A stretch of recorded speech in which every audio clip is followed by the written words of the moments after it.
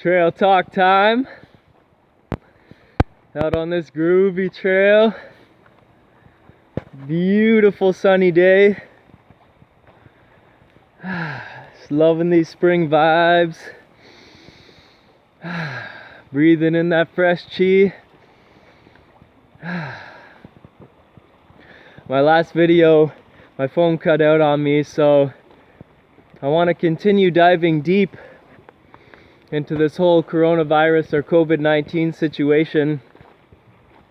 Last time I was talking about, these modes of control, right? People doing certain things to try and control the masses.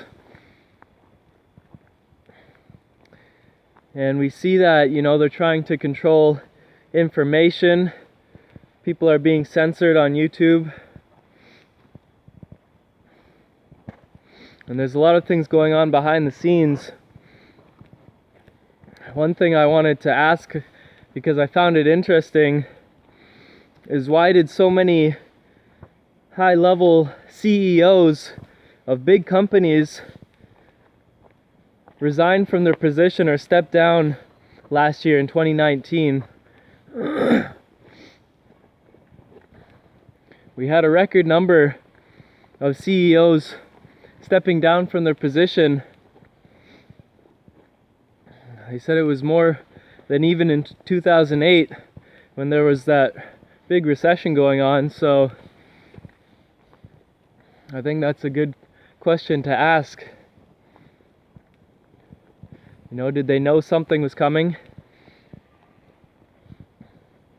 Their businesses seemed to be doing well. It didn't really look like they had much of a reason for all of these people to be stepping down, right?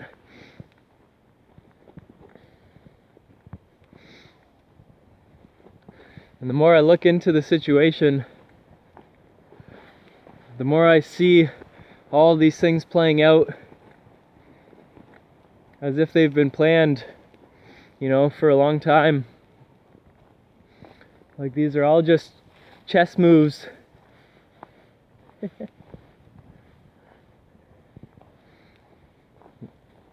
There's something called the Hegelian dialectic, which is basically problem, reaction, solution, right? There's a problem. People react in a certain way. And you have to come up with a solution for the problem. And it reminds me of the whole 9/11 situation. Anybody who actually looks even a little bit deeper into what happened during 9/11 will know that the mainstream narrative of these planes flying and hitting the building and causing it to collapse entirely on itself in a free fall was like complete bullshit, right? It was scientifically impossible for that to happen. So many scientists and physicists have proven that a fire can't melt all those steel beams and cause the building to free fall like that. And if you even look at the videos, the footage of the towers falling, you'll see all the little explosions coming out at each floor. And it's just like a planned demolition that they do when they take down a building. And there was even reports of bomb squads going into the towers a certain time before the planes hit the buildings. They said it was part of some testing or whatever it was. I don't remember the exact reason why they said that, but you can put two and two together and see why they were actually going in there. And so if we look at that big situation, we can see how they can manipulate the media to form a certain story or narrative to put out to the people. And if people don't question it and look deeper, then they'll just, take that as the truth. We'll take that as being the truth. And many people probably still feel like that's the truth of what happened. And we'll cling on to that. And that happens so often. People put all their trust into the mainstream media and into their government without questioning them.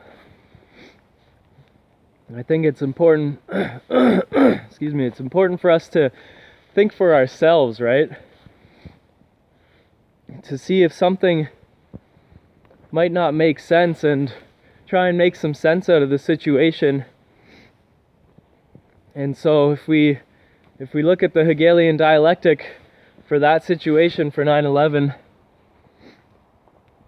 we see them creating a problem and essentially blaming it on terrorists, right? Terrorism. And the reaction of people is extreme fear and panic. They're so afraid of terrorists doing something else and causing more destruction and harm. And when people are in that state of fear and panic, first of all, they're not thinking rationally. Second of all, they're just worried about their own safety, and they're caught in that sort of animalistic state, or the reptilian state, or side of their brain, which is only focused on that. And so they're going to start looking for things that will, offer help to them to stay safe. And so that's what the people who caused the problem will start to offer. They'll start to say, we have the solution for this. And that had to do with them, going into Iraq and invading their country.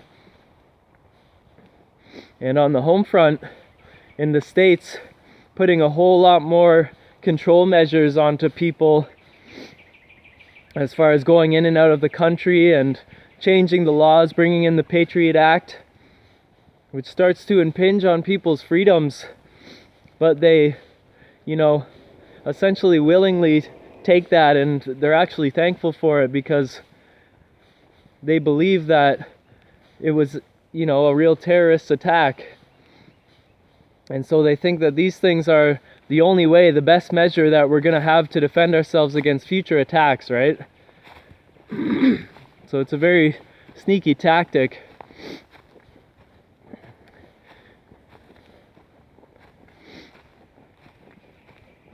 And right now, I can see this same thing being played out, This virus being the terrorist in this situation, being the problem, the reaction of people panicking and living in fear, and the solution coming to be this vaccine or vaccination that's supposed to make everything all good again. And in both scenarios,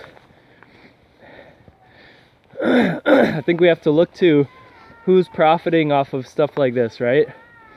Who's making the money, and who stands to gain more control from all of this.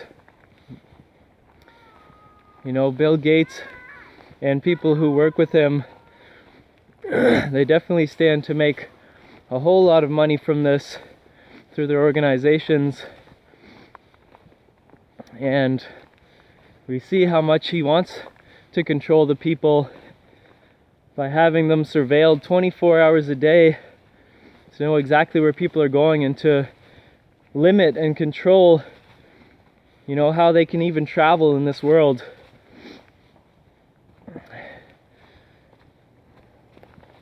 I think as free people, we have these intrinsic rights on this planet to be free. I love Infinite Waters on YouTube. He's so inspiring, and he's so right. Like, being free is our birthright, And so when people are trying to take away our rights like this and our freedoms, we have to realize that we are still the majority, right? We are still the power. The power is within us.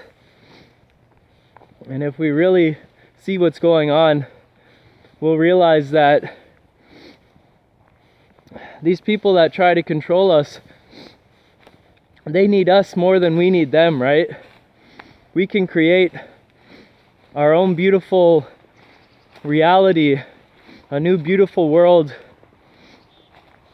on our own, you know, building together a beautiful future based on love and respect and well-being for all people. Whereas we see the world being led by people in the mode of divide and conquer, right? Divided we fall, but united we stand tall, we stand strong, and that's what we need to do. You know, if small groups of people can get together and put their focus, put their intelligence, put their resources into doing big staged things like this, then all of these people in the world, you know, we can come together and put our focus and our energy towards something beautiful, something new, and create a brand new society. And we don't have to ask anybody's permission to live free. We have to demand our freedom, right? And I have so much hope for humanity, because if you look at like Bill Gates, his Twitter and his Instagram and stuff, you'll see so many people commenting saying, hey, we're not taking this vaccine. You know, we don't want this. You can't force us to put something into our body that, first of all, hasn't been proven to be safe. It has all of these things inside of it, these vaccines, that we might not know all of the effects. And many vaccines that have been studied that people are already protesting against, that there's been a lot of commotion around, are showing in studies correlations between kids having autism and all types of other, you know, dis-ease and birth defects, or not birth defects, but defects and all sorts of stuff.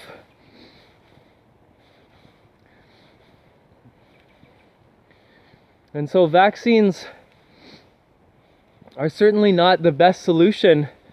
And a lot of people are saying that and are speaking up. And this is beautiful, right? Our voice is so powerful. We all have a voice that we can use to put forth our choice, right? To cast our vote. We cast our vote, you know, wherever we're putting our focus. And this is something that's important to realize, you know. If we want to create a new beautiful world that, you know, we run ourselves and we don't have these tyrants running, then it starts with our everyday actions, you know, what we're doing throughout our day and everything that we do, realizing that it's casting a vote towards something, right? The foods that we eat and the information that we take in. And if we can start to come together in love and realize our infinite potential, you know, as multidimensional beings, we'll realize that it might not actually be that hard to come together and create a beautiful world, like I said, based on love and respect and the well-being of all people, right? We have the resources in this world to share, and we don't need to be living the way that we've been living. So I find this is a beautiful time right now where things are changing for a reason, right? And I don't think we can ever go back to things being exactly as they were, right? And I think that's for a good reason. You know, maybe some people were doing great and thriving, but as a whole, this world still had a whole lot of suffering, right? As the rich were continuing to get richer and the poor were getting poorer and the middle class was disappearing, we saw the divide in this world. And now it's time for us to come together and not be divided. And that's one beautiful thing that I see coming out of this. You know, it doesn't matter what color we are, what country we come from, what religion we are. This whole situation is affecting the world right now. And we're releasing that separation, that grudge that we've held against each other, you know, that feeling of division. We're realizing we're all in this together. And that's going to be helpful for us to think like that, you know, to see what can we do, what kind of solutions can we really bring for this whole world to become better. Because we're all connected, we're not separate from each other or our environment. And so it's beautiful, you know, there's so many beautiful things that are still happening now. People sending so much help and support and relief for people who are struggling and suffering with this situation right now. It gives me so much hope for mankind to realize people do care for other people. There are so many good people in this world, you know, that truly care about the well-being of others and for everyone. And that's what it starts with, you know. Any true change needs to come from the root, right? We can't just throw a band-aid on a situation and hope for it to just magically heal. We need to heal things at the root if there's an issue going on. And that's what humanity is doing right now. We're all coming back to our roots. You know, we're all having so much time for ourselves right now, just to be alone. And that is a beautiful opportunity to get to know who you are, right? For us to get to know our true selves beyond all of these limitations and separation, you know, beyond our little ego. People are discovering the truth of their infinite nature. And this is what is starting to evolve humanity and what is sending us into this new beautiful world that so many people are envisioning now. And we're just stepping into it ever more fully as people realize what's going on and they're not being manipulated by the lies anymore. They're seeing all of the flaws in the system and realizing we've got to create a new one. So let's take this time to ask ourselves, what can I do to really help build the earth that's going to be the best for all of us? These type of questions will lead us to new solutions. So here's to these beautiful new solutions coming into fruition. Have an amazing day. Peace and limitless love.